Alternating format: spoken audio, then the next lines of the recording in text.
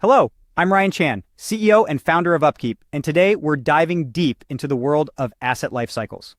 From the planning stages to eventual disposal, we'll explore why understanding and properly managing these cycles can make your business operations smoother and more cost-effective. We'll dissect the 4 core stages of any asset's life cycle and discuss how effective management strategies can significantly extend your asset's usability. So, stay tuned if you want to learn how to maximize return on your investments, boost total productivity, and improve worker satisfaction. Let's talk about the asset life cycle. This is the series of stages involved in managing an asset, starting from the planning stages when the need for an asset is identified, continuing through its useful life, and ending with its eventual disposal. The importance of an asset life cycle is determined by factors like how costly the asset is to replace, how crucial it is to the business, and the overall reliability of the asset. When maintenance is neglected, companies can struggle with unexpected breakdowns, long delays, and emergency maintenance. But when properly maintained, asset life cycles can make the process of maintaining and managing your valuable assets much easier. Now, each asset life cycle is going to vary, depending on the asset in question. A comprehensive wrench set will have a different asset life cycle than a large piece of machinery with a comparatively shorter lifespan. But the stages of the life cycle stay the same, no matter what it's being applied to. So what are these stages? Every asset has 4 different stages in its life cycle: creation or acquisition, utilization, maintenance, and renewal or disposal. The first stage, creation or acquisition, is where the asset is brought into the company. If something is set up wrong or miscalculated at this stage, it can affect all the other stages until the asset is renewed or disposed of. The second stage, utilization, is where the asset is put to work. If all goes well, this will be the phase your assets stay in the longest. The third stage, maintenance, covers all the work that will be done on the asset from the beginning to the end of its useful life. This can include preventive, proactive, emergency, and time-based maintenance. The final stage, renewal or disposal, is where the asset's life cycle ends. All assets will provide enough data over their life cycle to inform companies of the best ways of moving forward.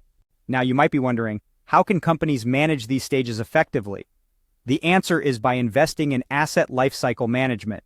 This process can pay high dividends, both in the short and the long run.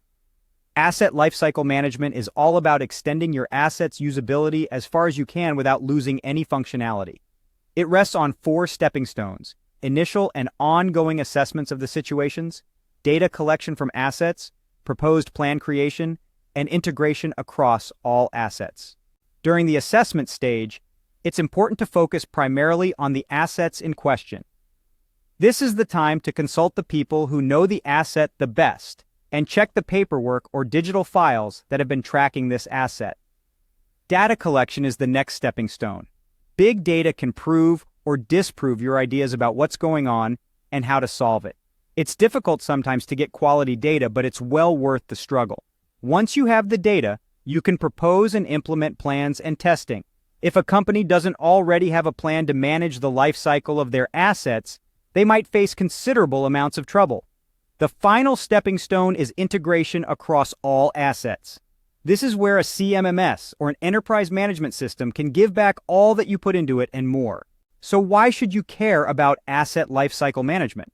It can free up resources, focus on reliability, and allow you to fail on your own terms. Finally, let's talk about best practices for boosting your asset lifecycle. It starts with an honest audit of your existing practices. Next, explore ways to improve based on the findings from your audit. Lastly, check your policies to see if they're limiting your growth. In conclusion, asset life cycles, when properly managed, can be a wonderful tool to increase return on investment, total productivity, worker satisfaction, and more. So it's definitely worth investing time and resources into understanding and managing your asset life cycles. Thank you for watching. We've covered asset life cycles, their importance, the 4 stages, and how proper management can extend usability and boost productivity. If you found this video helpful, don't forget to subscribe to our channel for more insightful content. To learn more about our tools and resources for maintenance and reliability teams, visit our website at upkeep.com. See you in our next video.